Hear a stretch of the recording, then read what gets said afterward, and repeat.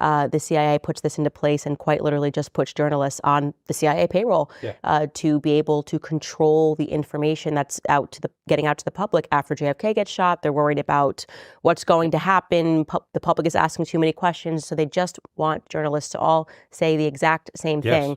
And we still see this today. There was no discontinuation of Project Mockingbird. So you make the mistake of going, there must be a noble media member at the Washington Post. That was all in the past. It doesn't continue today. Well, and what year is this, by the way? What's that? What year is this that you're dealing with? Let's see, that would be 2012. Okay. And then that's when I wrote From the Company Shadows. So yeah, and then I started experiencing firsthand other major publishers, when I wrote From the Company of Shadows, no, we can't touch that. We don't want to make the CIA mad. And the CIA had threatened a lot of journalists and a lot of publishers, don't touch anything against the CIA. So they were all terrified. And plus, the editors of the Washington Post is one of the founders of Mockingbird, Philip and Catherine New York Grant. Times. What's that? One of the highest paid. New York Times, yes. Time Magazine. They had more than 400 reporters and news anchors on CIA payroll when Operation Mockingbird started.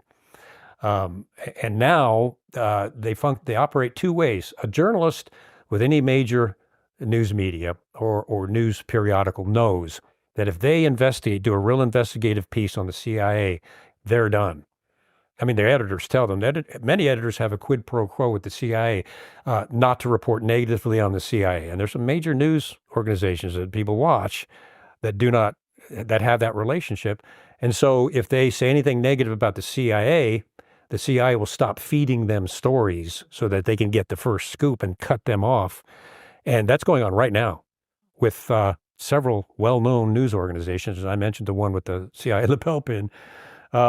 So clearly going on. Then this last administration, thank God, which is out the back door, started what's called the Trusted News Initiative, where the CIA signed an agreement, or the Associated Press, the Washington Post, of course, and all four social media companies in the Trusted News Initiative signed an agreement with the DNI and the CIA not to censor certain pieces of information on all social media and in their reporting. Literally signed an agreement not to do that.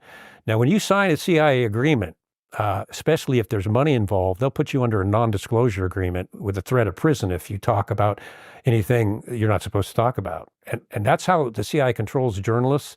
That's why there are no whistleblowers until recently, because of the NDA. You come out and you talk about this, you're going to prison.